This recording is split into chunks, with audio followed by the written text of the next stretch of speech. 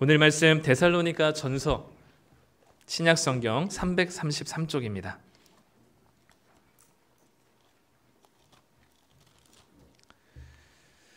데살로니가 전서 5장 16절부터 24절까지 말씀입니다.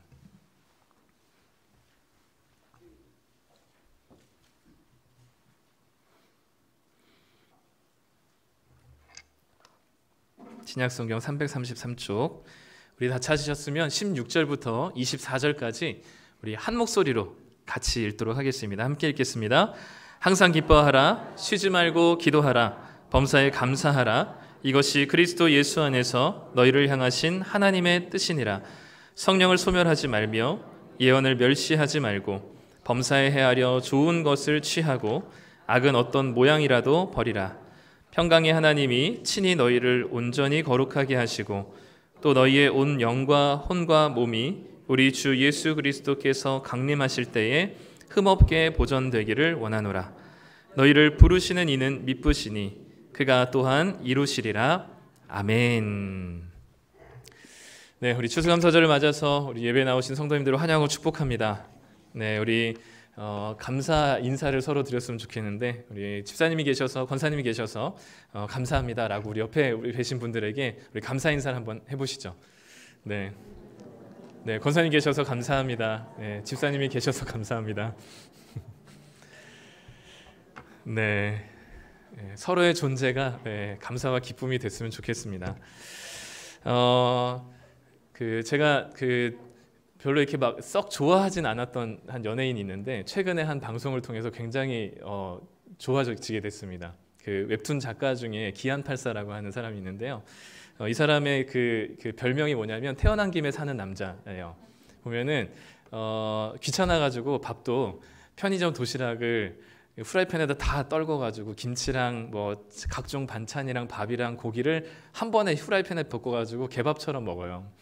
귀찮아가지고. 그리고 이 설거지도 귀찮아가지고 그냥 수저를 물티슈로 이렇게 쑥 한번 닦고 주머니에 쓱 넣고 막 이런 식으로, 그러니까 별로 이렇게 삶에 뭔가 이렇게 의욕이 없이 그냥 태어났기 때문에 사는 것 같아 보인다 해서 태어난 김에 사는 남자라는 별명이 있는데, 이번에 이제 이 태어난 김에 사는 남자라는 별명이 무색할 정도로 굉장히 자기의 삶에 치열하고 그리고 굉장히 큰 도전을 성취해내는 모습들이 이제 방송을 통해서 보여졌습니다. 이게 뭐냐면 마라톤 42.195라고 하는 그 풀코스를 4시간 47분 만에 완주를 한 거거든요. 이 과정들을 이제 방송에서 이렇게 보여주면서 중간중간에 계속해서 넘어지고 쓰러지고 누웠다가 다시 무릎 꿇었다가 또 다시 일어나서 또 걸었다가 조금씩 뛰었다가 이런 이 과정들을 이렇게 쭉 보여주면서 5시간 안에 들어와야지만 마라톤 기록으로 인정이 된다고 해요. 그래서 4시간 47분 만에 마지막 피니시 라인을 끊는 이 모습을 보면서 아마 저뿐만 아니라 별로 이 기안84라는 사람에게 그렇게 기대하지 않았던 시청자들이 아마 큰 감동을 했던 것 같습니다. 네, 그 중에 이제 한 가지 좀 인상 깊었던 게 뭐였냐면 한 33km, 35km 정도, 한 구간의 한 4분의 1 정도를 지나가는 그 즈음에 이 기안84가 앞을 못 보고 땅을 보면서 계속 뛰어가는 거죠. 그래서 왜 땅을 보면서 뛰어갔냐고 이렇게 물어보니까 자기 딴에는 이제 끝이 좀 보이기 때문에 자기가 엄청 열심히 뛰어서 한 3km 정도 내가 뛰었다라고 생각하고 앞을 보면 아직 표지판을 보면은 500m밖에 500m만 뛰어왔다는 거죠. 그러니까 자기가 열심히 뛰어서 이 정도는 되겠구나라고 생각했었던 거리가 실제로 보니까 얼마 되지 않았던 겁니다. 그러니까 자기가 목표한 것과 또 열심히 내가 이 정도면 내가 목표한 것들을 달성했구나라고 생각하는데 막상 이렇게 보면은 현실을 보면 그렇지 않다는 거죠. 그러니까 그거 보니까 더 뛸 마음이 생기지 않아서 그냥 앞에 몇 킬로 남았다는 표지를 보지 않고 그냥 땅만 보고 뛰었다라고 얘기를 합니다. 우리 이것들이 우리가 자칫 이제 연초가 되면 목표를 세우고 또는 어떤 우리가 달성해야 될 어떤 큰 종점을 우리가 만들어 놓죠. 그리고 이제 지금 우리가 10월 마지막 주를 지내고 있으면서 이제 이쯤 되면 이제 연말이 다가오기 때문에 올 한 해 내가 42.195라고 하는 그 마라톤의 종점에 얼만큼 도달했나, 내가 목표치한 것에 얼만큼 내가 달성했나, 이렇게 그래도 나름 최선을 다해서 살았다고 생각하고 눈을 들어서 내 삶에 지나온 삶을 보니까 아직 500m밖에 뛴 게 아닌 거죠. 그럴 때 느끼는 절망과 그리고 이 레이스를 포기하고 싶은 마음들이 들게 되는 것 같습니다. 그러니까 어떤 목표를 정해서 그 목표를 향해서 꾸준히 달려가는 것도 좋은데 또 한편으로는 그 목표에 내가 원하는 만큼 도달하지 못했다 할지라도 오늘 하루를 주어진 만큼 살아내는 것도 괜찮은 인생이겠다라는 생각이 드는 거죠.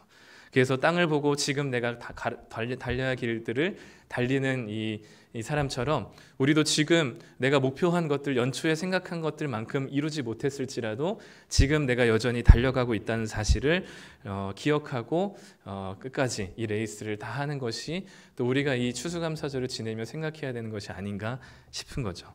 오늘 그런 의미에서 이 추수감사절을 지내면서 우리가 무엇을 하나님께 감사하고 어떻게 감사를 드려야 되는지를 좀 고민해보지 않을 수가 없습니다. 오늘 우리가 읽은 말씀 데살로니가 전서인데요, 바울이라는 사람이 데살로니가 교회에 쓴 편지입니다. 우리가 지난번에도 데살로니가 전서로 한번 말씀을 나눴기 때문에 데살로니가 교회가 어떤 상황인지 아마 기억이 잘 안 나시겠죠. 네, 데살로니가 교회는 바울이 한 3주 정도 머물렀었던, 아주 짧게 머물러서 복음을 전했던 곳입니다. 근데 희한하게도 그곳에 교회가 생기고 이 복음으로 인한 이 교회가 개척되게 되어서 이제 막 탄생한 교회가 데살로니가 교회였어요. 근데 아마 바울은 더 데살로니가라는 도시에 머물고 싶었지만 유대인들의 핍박과 이 폭력들 때문에 도망갈 수밖에 없었습니다. 그렇게 데살로니가 교회를 두고 떠나야만 하는 이 바울의 이 심정 가운데 이 데살로니가를 향한 사랑의 마음으로 편지를 쓴 것이 바로 이 데살로니가 전서이죠.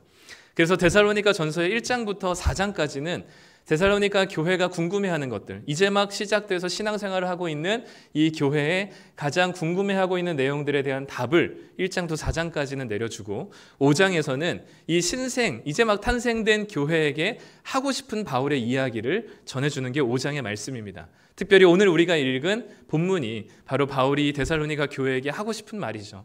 그게 바로 항상 기뻐하라, 쉬지 말고 기도하라, 범사에 감사하라 라는 말입니다. 이 세 가지의 명령과 말씀을 들으면 성도님들의 마음은 좀 어떠신가요?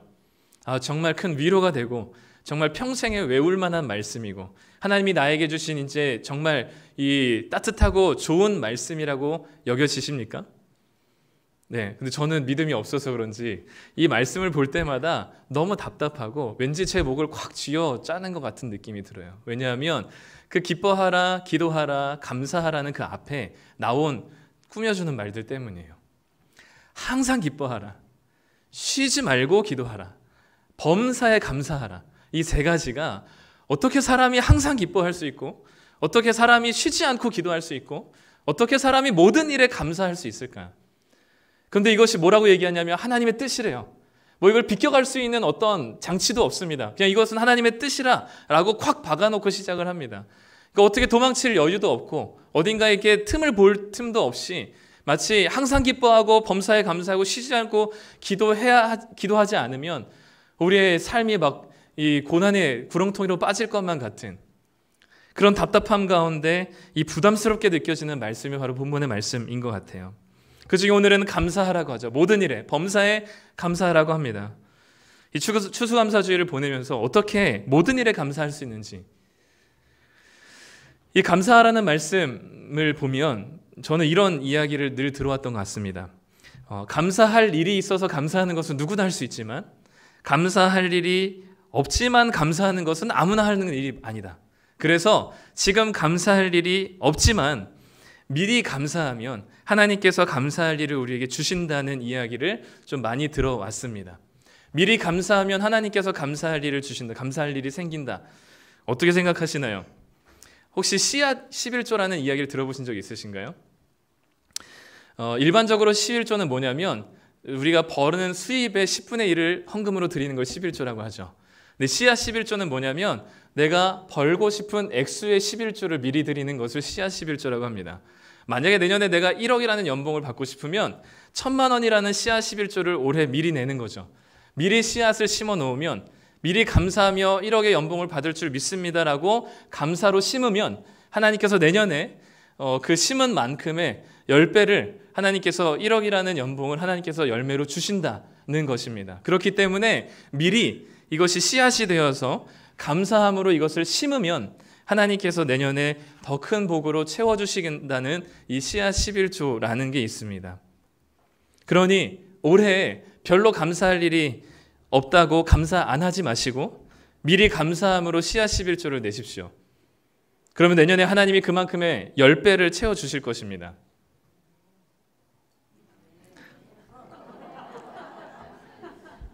이런 말씀을 들을 때 어떤 말씀이 어떻게 느껴질지 모르겠지만 이 씨앗 11조 또는 미리 감사하면 감사할 일이 생긴다는 이 이야기는 죄송하지만 이거는 헌금이 아니고 또 감사라기보다는 이거는 뇌물에 가깝다라고 여겨집니다.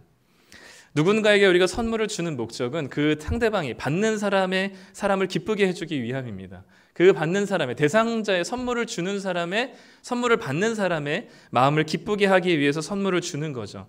그러니까 선물의 목적이 상대방에게 있습니다. 그런데 그 선물로 인해서 내가 바라는 어떤 유익의 그 선물의 목적이 있다면 그것이 선물이 크든 작든 그것은 선물이 아니라 뇌물이 되는 겁니다.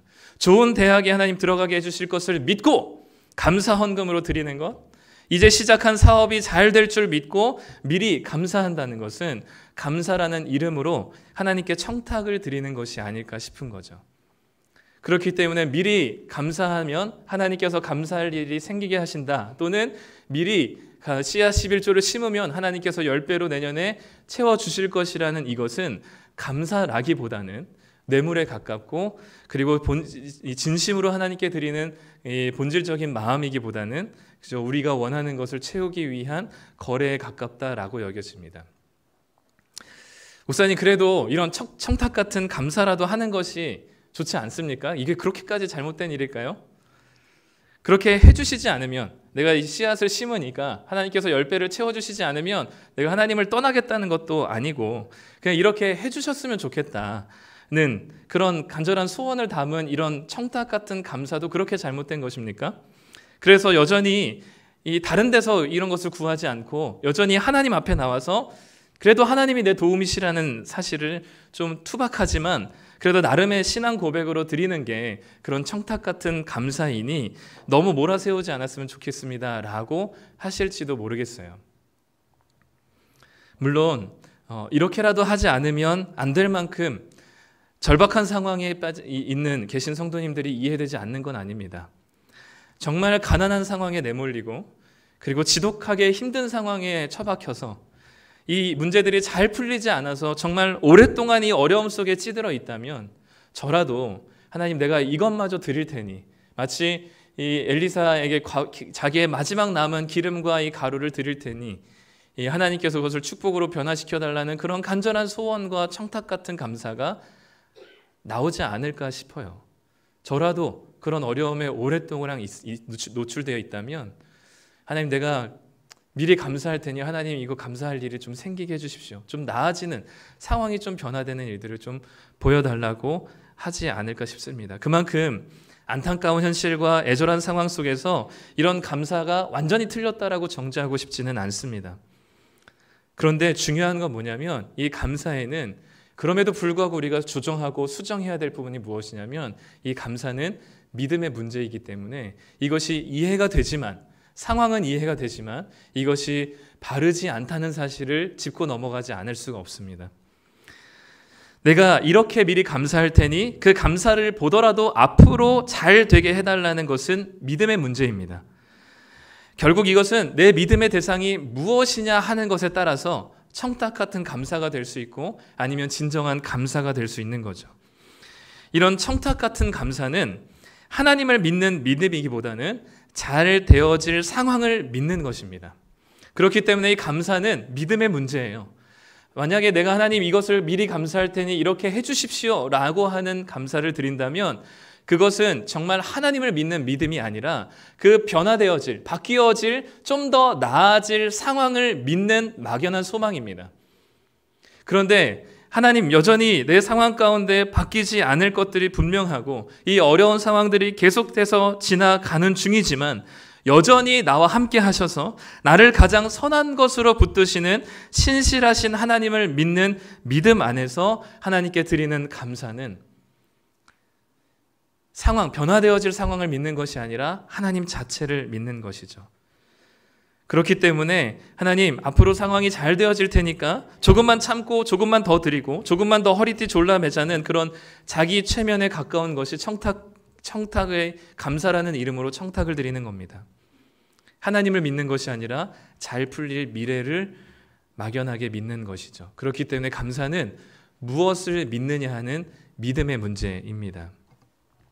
성경에는 감사라는 단어가 총 196번이 나옵니다. 그 중에서 구약에서는 132번, 신약에서는 64번 감사라는 단어가 나옵니다. 구약의 132번 중에 시편에서만 77번, 그리고 신약에서 64번 중에 서신서, 편지글에서만 48번이 나옵니다. 시편을 가장 많이 기록한 사람이 누구죠? 다윗이죠. 교회에 보내는 편지글을 제일 많이 쓴 사람은 누구죠? 바울입니다. 우리가 다윗과 바울의 삶을 안다면 다윗과 바울의 상황 속에, 삶 속에, 그들의 현실 속에 과연 하나님을 감사할 만한 상황과 현실들이 있었을까요? 물론 다윗은 왕이 되긴 했었지만 그 전까지 15년 동안 온 나라가 자기를 적으로 등 돌리고 왕부터 시작해서 모든 사람들이 밀고자가 되어서 자기가 죽음의 위협 속에 늘 도망다니고 또 쫓겨다닌 신세였습니다. 왕이 되었더라도 자기 아들로부터 또 수많은 반역자들로부터 예루살렘 성을 버리고 떠나야만 하는 쫓겨다니는 인생이 다윗의 인생이었습니다. 바울은 어땠을까요? 가는 곳마다 바울을 핍박했습니다. 바울을 환영하고 환대하는 곳이 없었습니다. 가는 곳마다 죽음의 고비를 넘겨가며 살아갔던 것이 바울의 인생이었습니다. 이렇게 험난하고 고통 가운데 현실에 짓눌린 다윗과 바울의 인생 속에 뭐가 그렇게 감사했길래 다윗과 바울은 자기가 쓰는 성경 가운데 하나님께 감사로 고백하는 이 귀한 고백들이 넘쳐났을까요? 과연 이들은 무엇 때문에 하나님께 감사하다고 고백했을까요? 앞으로 나아질 이 미래를 위해서 미리 보고 그것이 변화될 것을 소망하는 마음으로 감사했을까요? 하나님, 내가 지금은 압살롬에 의해서 쫓겨다니지만 언젠가는 예루살렘 성으로 다시 복귀할 것을 믿습니다. 미리 그러해서 감사합니다. 아니요, 하나님, 내가 지금 이 배고픔과 굶주림 가운데 있는데 하나님께서 나를 부유하게 하실 것을 믿습니다 라는 믿음으로, 또는 그것이 변화될 상황을 바라보며 기대하며 미리 감사했을까요? 여전히 문제로 짓눌려서 숨 한 번 제대로 쉴 수 없고 허리 한 번 제대로 필 수 없는 그런 고통 속에 있지만 여전히 하나님이 자신의 하나님이 되시고 지금까지 하나님이 베푸신 은혜와 열심 때문에 다윗과 바울은 하나님께 감사하다고 수없이 고백합니다. 다윗이 고백한 시편 말씀을 함께 읽어보도록 하겠습니다. 내가 낙헌제로 주께 제사하리이다. 여호와여, 주의 이름에 감사하오리니 주의 이름이 선하십니다. 지금 다윗이 찬양하고 감사하는 이유가 뭐예요? 하나님, 내가 나를 쫓아다니는 사울을 마음에 변화시켜 주셔서 감사합니다요. 내가 쫓겨다니는 상황 속에 나를 정착시켜 주셔서 감사합니다입니까? 나의 상황을 변화시켜 주실 것을 기대하는 마음으로 감사합니다요. 주의 이름에 감사하는 이유가 뭐냐면 주님이 선하신 분이기 때문입니다. 하나님이 선하셔서 지금 내가 고통 중에 쫓겨다니고 도망자 신세일지라도 여전히 하나님께서 나한테 가장 좋은 것을 주시는 선하신 분이시기에 이 모든 상황과 환경들이 나에게 유익이 되지 않은 것은 주시지 않으신 분이라는 사실을 내가 믿기에 그분이 바로 하나님, 당신이 바로 선하신 분이고 내 하나님이시라는 사실을 믿기 때문에 내가 그것 때문에 감사합니다라고 고백합니다. 바울의 고백도 함께 읽어보시죠. 우리를 그리스도 안에서 이기게 하시고 우리로 말미암아 각 처에서 그리스도를 아는 냄새를 나타내시는 하나님께 감사합니다. 바울은 무엇 때문에 감사하나요? 나를 감옥에서 하나님께서 해방시켜 주셔서 감사하나요? 나를 채찍 중에서 하나님께서 나를 구원시켜 주셔서 감사하나요? 수많은 곳에 가면 나를 환대하기 때문에 감사하나요? 아니요. 보이지 않지만 주님 안에서 이 영적인 싸움을 이기게 하시고 내 삶을 통해서 주님의 냄새를 풍기게 하시는 그 하나님의 은혜 때문에 감사합니다 해요. 하나님께서 돌보시고 인도하시고 나를 놓지 않고 계시는 그 하나님 때문에 바울도 감사합니다라고 고백합니다. 다윗과 바울이 감사하다고 고백하는 이유는 하나님에게 있었습니다. 변화될 상황을 믿는 믿음이 아니라 선하시고 여전히 신실하시고 그분이 나의 하나님 되시다는 사실을 믿는 믿음으로 감사를 고백한 것이죠. 오늘 말씀에서도 이것이 분명하게 고백되어지고 있습니다. 항상 기뻐하는 것, 쉬지 않고 기도하는 것, 특히 범사에 감사하는 것, 이것이 답답하게 느껴지고 어떻게 사람이라면 이렇게 할 수 있을까라는 싶은 생각에 이 모든 것이 가능하게 되어지는 근거 구절이 23절에 있습니다. 우리 23절 말씀 함께 읽겠습니다.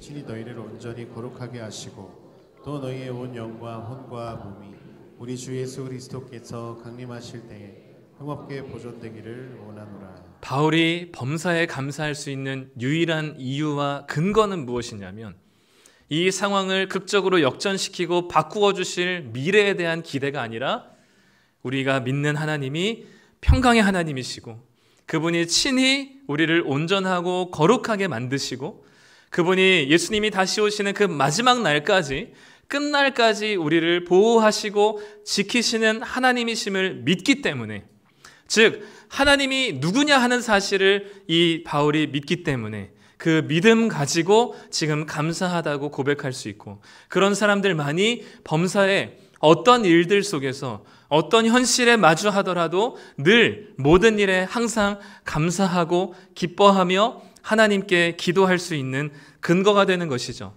나아질 미래 때문에 하나님께 감사하고 미리 주어질 하나님의 변화를 기대하는 마음으로 미리 감사하는 게 아니라 우리가 믿고 있는 하나님이 누구이신가라는 그 믿음이 바울로 인하여 범사에 감사하게 만드는 겁니다. 그분이 평강의 하나님이시고 그분이 우리를 친히 거룩하게 하시는 분이시고, 내가 나를 거룩하게 못하지만 하나님께서 친히 나를 거룩하게 하시고, 나는 끝날까지 내 구원을 보장할 길이 없지만 하나님께서 우리와 함께 하셔서 끝날까지 우리의 신앙과 믿음을 지키시고 보호하시는 그 하나님이심을 믿는 믿음이 바울로 하여금 범사에 감사할 수 있게 되는 것입니다. 그래서 24절에는 우리를 부르시는 그 하나님은 신실하신, 미쁘신, 믿을만 하신 분이시다라고 고백하고 그분이 끝까지 우리의 믿음을 이루실 것이라는 사실을 24절에 고백하는 것이죠. 결국 하나님이 누구시냐 하는 사실, 그것을 받아들이는 믿음으로 하여금 바울이 감사하며 고백할 수 있는 것이죠. 그들의 삶이, 바울의 변화가 어떤 미래가 창창하기 때문에, 또 이런 그지 같은 상황 속에서 하나님께서 바꾸어 주실 어떤 기대를 가지고 감사하는 것이 아니라 하나님 자체에 그분이 선하시고 신실하시고 믿을만한 분이시기에, 여전히 지키시고 끝날까지 나를 홀로 두지 않으시는 분이시기에 그 하나님을 믿는 믿음이 우리로 하여금 감사의 고백이 나오게 하는 겁니다. 그러면 우리가 질문해야 되죠. 우리는 어떻게 하나님이 그런 분이시라는 사실을 믿을 수 있을까요?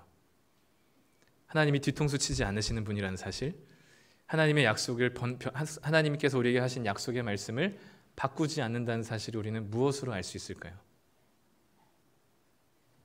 우리에게 당신의 아들이신 예수님을 내어주셨다는 사실 때문에 우리는 그것을 확신할 수 있습니다.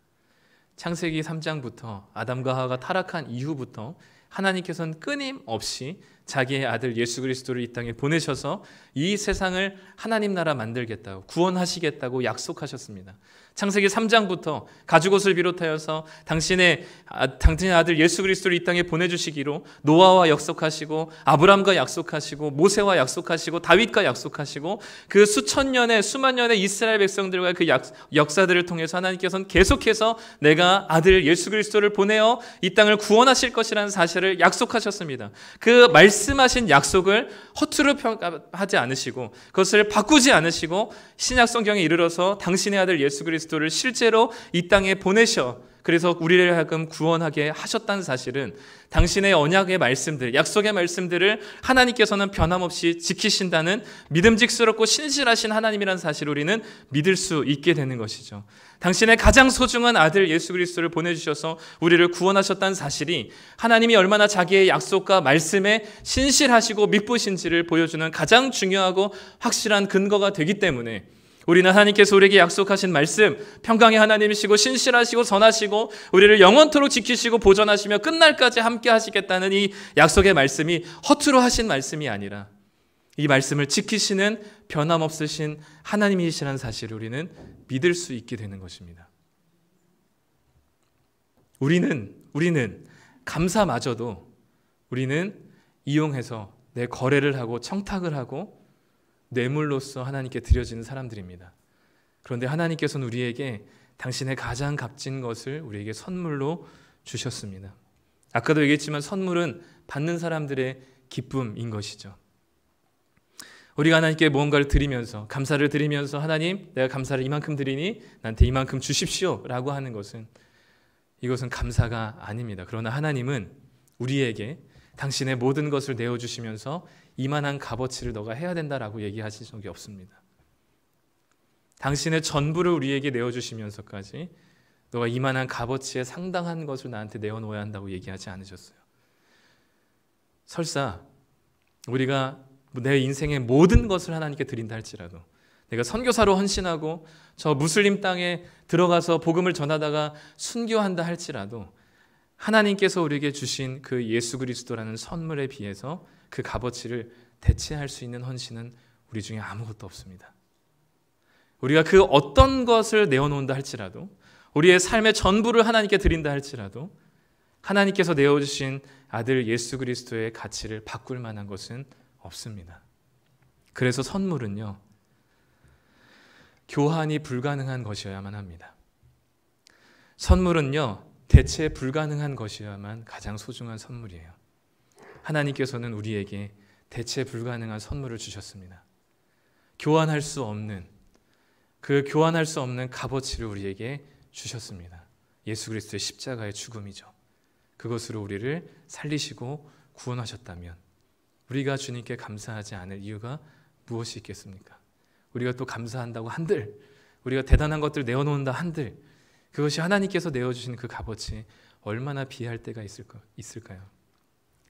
성도님들은 어떤 선물을 소중하게 생각하십니까? 아니면 다른 사람들이 보기에는 이건 가치가 별로 안 되지만 나에게만큼은 가장 소중한 가치 있는 선물이 무엇인가요? 다른 사람들이 보기엔 별로 소중한 것 같아 보이지 않지만 나에게는 소중해서 지금까지도 보관하고 있거나 간직하고 있는 선물이 있으신가요? 다른 사람들에게 이거는 억만금을 주더라도 바꿀 수 없는 대체 불가능한 선물을 혹시 받으신 적이 있으신가요? 지난주에 제가 저희 집 옆에 불타가지고 저희 아내에게 시큰둥한 반응을 보였다는 것에 분개하신 성도님들께서 저희 아내를 찾아가셔서 가만히 놔뒀냐고, 네. 그래서 한순간에 쓰레기 남편이 됐는데 오늘은 그게 저는 그렇게까지 쓰레기가 아니라는 사실을 변명하고자 변명하려고 합니다. 저의 결혼기념일들을 다들 챙기시는지 모르겠는데 저에게 정말 제가 이제 준비한 선물 중에 정말 값으로 따지면 별로 값어치가 되지 않지만 정말 공을 들이고 마음을 들인 선물을 결혼기념일에 한 적이 있습니다. 이게 이제 이런데요. 저희 아내의 증명사진에 맞춰서 제가 그 작은 포스트잇 있잖아요. 그 포스트잇을 사다가 이제 저희 한쪽 벽에다가 수백 장을 이렇게 붙여가지고 제 아내 얼굴과 이제 저렇게 글자를 만들어가지고 결혼기념일에 짠 하고 했습니다. 월요일날 제 쉬는 날이기 때문에 한 4시간을 내리 이제 저 도안을 만들고 어디에 뭘 붙여야 되는지 몇 번째 칸에 그걸 다 이제 계산해가지고 다 붙여가지고 이제 저렇게 이제 결혼기념일 이렇게 빵 하고 선물을 줬습니다. 포스트잇 저 수백 장은 인터넷에서 한 15,000원 정도면 삽니다. 이게 저 재료로는 사실 값어치는 15,000원짜리밖에 안 되죠. 근데 이 값을 매길 수 없는, 뭐 본인은 모르겠어요. 어떻게 받아들인지 모르겠지만 저에게 있어서는 값어치를 매길 수 없는 정말 소중한, 그러니까 바꿀 수 없는, 그 대체 불가능한, 교환할 수 없는 선물인 거죠. 아쉽게도 2018년이 마지막이었다는 게 참 아쉽긴 하지만 그 이후로 결혼기념일을 챙긴 적이 없습니다. 제 것으로 지금 10년을 몰고 먹고 있는데 또 제가 이미지를 또 나락으로 만드는군요.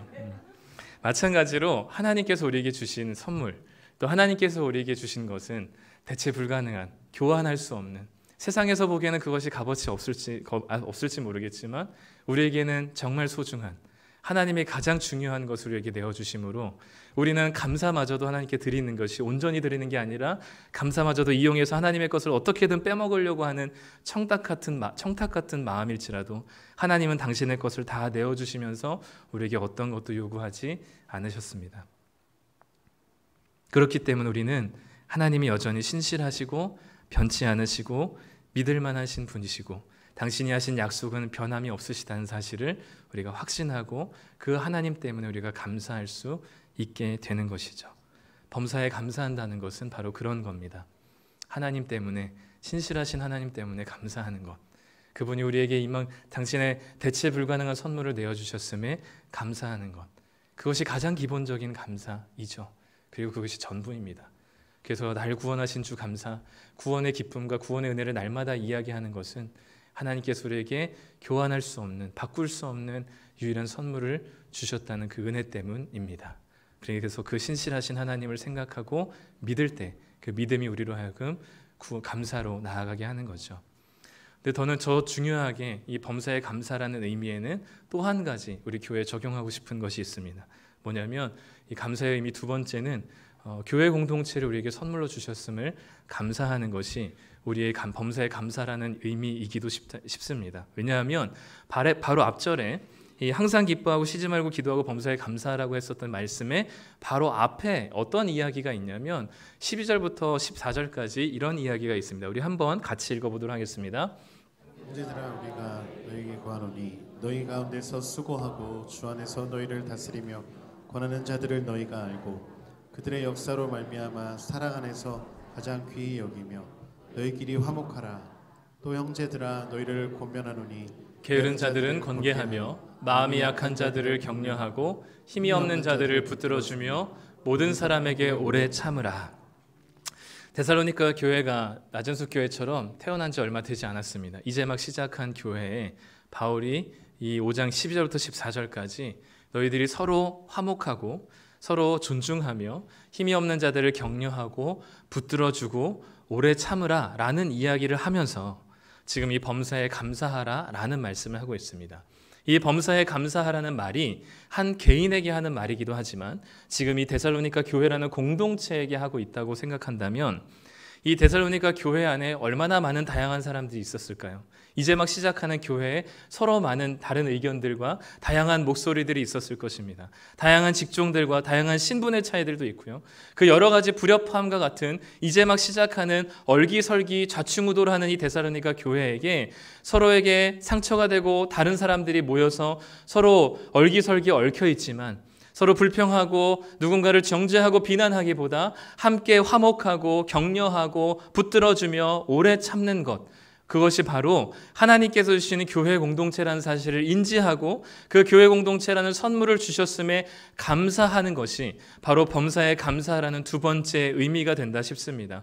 우리를 홀로 신앙생활하게 두지 않으시고 미우나 고우나 주님의 자녀로 우리를 한 교회로 묶어주시고 그 교회 공동체를 통해서 우리가 연약하고 힘들고 서로가 어려울 때 함께 격려하며 붙들고 나아갈 수 있는 이 교회 공동체를 주셨음에 감사하라는 것이 바로 우리에게 주신 범사에 감사하라는 두 번째 의미이겠다 싶은 것이죠. 우리도 여러 가지 이제 시작되는 상황 속에 마음에 안 드는 것, 부족한 것, 뭔가 부족하고 연약한 것들이 눈에 띄게 됩니다. 서로를 향한 마음과 태도도 좀 다듬어지지 않아서 좀 삐죽삐죽 튀어나와 있고 서로에게 가시 같은 말들이 오고 갈 수도 있습니다. 그런 연약하고 부족한 것들이 이제 시작되는 우리 교회 가운데 그럼에도 불구하고 하나님께서 우리에게 교회 공동체를 주셨다는 것, 서로 사랑할 수 있는 지체들을 주셨다는 것은 우리에게 감사할 두 번째 이유가 되는 것이죠. 그렇기 때문에 교회 공동체를 주시고 세우셨음에 감사하라는 의미가 범사에 감사하라는 두 번째 의미가 되겠다 싶습니다. 그렇기 때문에 아까 앞에서 얘기했었던 것처럼 이 마라톤 중에 그리고 이 나 혼자 산다의 방송 중에 나왔던 마라톤의 여러 가지 장면들이 좀 인상 깊었습니다. 그 중에 한 가지는 한 시각장애인 할아버지께서 이 끈을 러닝메이트와 연결된 끈을 붙잡고 열심히 자기 페이스를 유지하며 달리기를 해 나가는 것이죠. 시각장애인 이 러너 혼자라면 할 수 없는 그 레이스를 러닝메이트가 있기 때문에 또 연결되어 있기 때문에 끝까지 완주할 수 있습니다. 또 이 기안84가 쓰러져서 넘어졌을 때 일면식도 없는 사람들이 몰려와서 이 응급처치를 해주고 마사지를 해주면서 다시금 일어서서 뛸 수 있게끔 하는 이게 바로 마라톤의 이 레이스 중에 있었습니다. 또 한 사람도 이 쓰러져 있는 기안84를 향해서 수고했다, 이제 그만하면 됐다, 이제 열심히 했으니까 이제 포기해라 라고 하는 사람은 단 한 명도 없었습니다. 지나가는 모든 사람들이 파이팅 하면서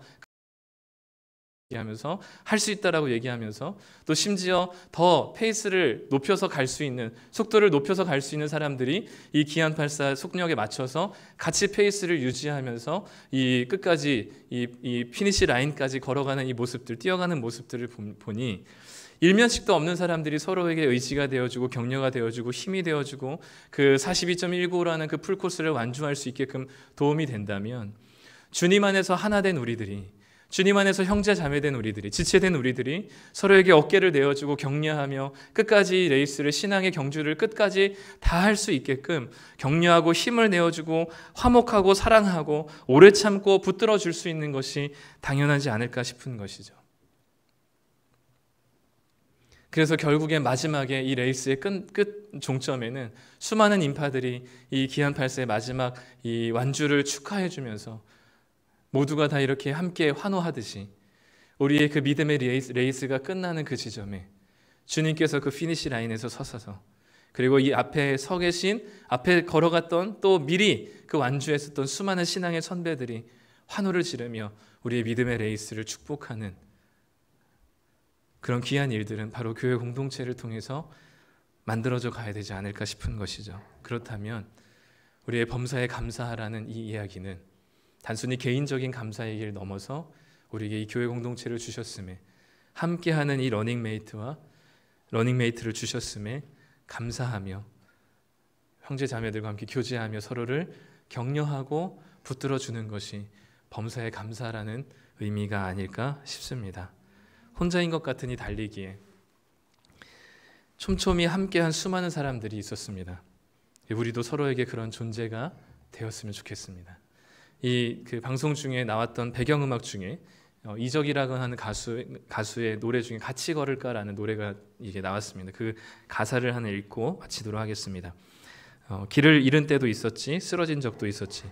그러던 때마다 서로 다가와 좁은 어깨라도 내어주어 다시 무릎에 힘을 넣어 높은 산을 오르고 거친 강을 건너고 깊은 골짜기를 넘어서 생의 끝자락이 닿을 곳으로 오늘도 같이 걸어가자라는 가사입니다. 오늘 특별히 추수감사절을 맞아서 전교인 함께 식사를 나눕니다. 단순히 밥 먹는 자리이기도 하지만 함께 우리가 페이스 러너가 되어서, 러닝메이트가 되어서 함께 이 길을 걸어갈 동지들이고 지체들입니다. 이 교회 공동체에 이런 귀한 지체들을 주셨음에, 선물로 주셨음에 감사하며 우리가 이 식탁 교제를 마음껏 풍성하게 누리시는 추수감사절이 되기를 간절히 소망합니다.